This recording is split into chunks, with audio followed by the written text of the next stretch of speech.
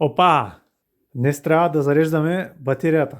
Като най-лесно щеше да бъде просто да взема едно зарядно и да го включа. Обаче най-ефтиното, което намерих, беше 80 лева. И тъй като е временна батерия, хич не ми се дават допълнително още пари. И веднага почнах да мисля какви са ми алтернативите.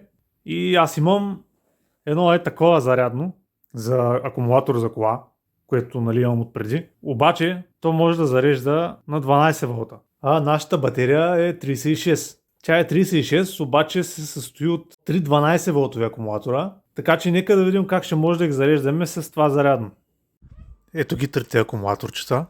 Те са с номинални 12 волта и 9 ампер часа. И в момента са свързани последователно, което ни дава в двата края 36 волта и 9 ампер часа. Това, което можем да направим, е да променим конфигурацията, така че да свържем всички негативни и всички позитивни терминали. И в този случай ще имаме батерия с 12 волта и 27 ампер часа, която вече можем да зареждаме с нашето зарядно. Но естествено няма как всичко да е безпроблемно.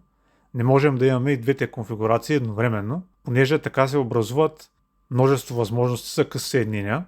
Например, ето тук, през негативния терминал на другия акумулатор се получава късо съединение, средният има път през позитивните и път през негативните канали, така че, за да се избегнат всякакви възможности от окъсяване, трябва да поставя бушони на ето тези позиции,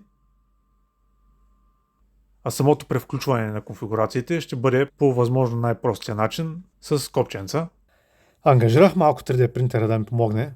Направих си платка, не знам какво е.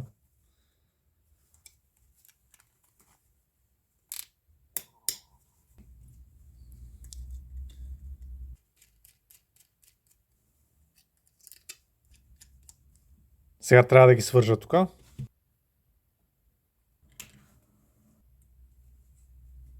И останаха кабелчетата на акумулатора. И ето го с всичките кабелчета. Тези двата са за зарядното и тези са за всеки акумулатор. И тук ще бъдат 36 волта. Така че сега отиваме да свързваме.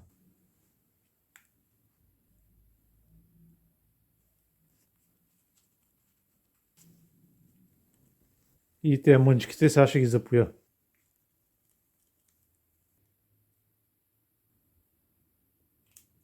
Така ето ги запоим са всичките кабелчета. Това вече малко трудно се движи. Свързваме сега апарата. Първо се кръстим и штракаме копчето.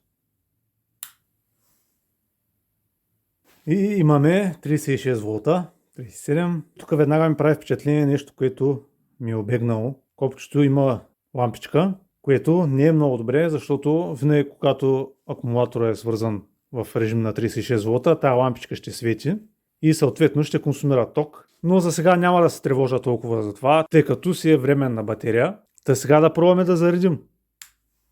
Включваме и много добре появяват се 12 волта.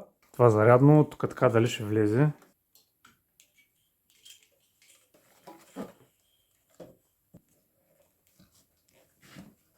Баси колко ме върза. Това даже не съм го мерил. Ето го кабелчето за зареждане. Захапваме тук. Захапваме и черното. И даваме порнит. Тук обаче имаме проблем. Когато са включени и трите акумулатора, порнита не иска да зарежда. Затова трябва да ги включвам един по един. Така цъкам порнит и започвам. И почвам да бегам, мате! И започвам да ги включвам един по един. Ето тук веднага консумацията се покачи. И отново. И така, тук вече имаме 14 волта. И зареждаме с 2 ампера в момента. Това ще е за днес малко по-бързичко. Следващия път ще правим захранване. Аре!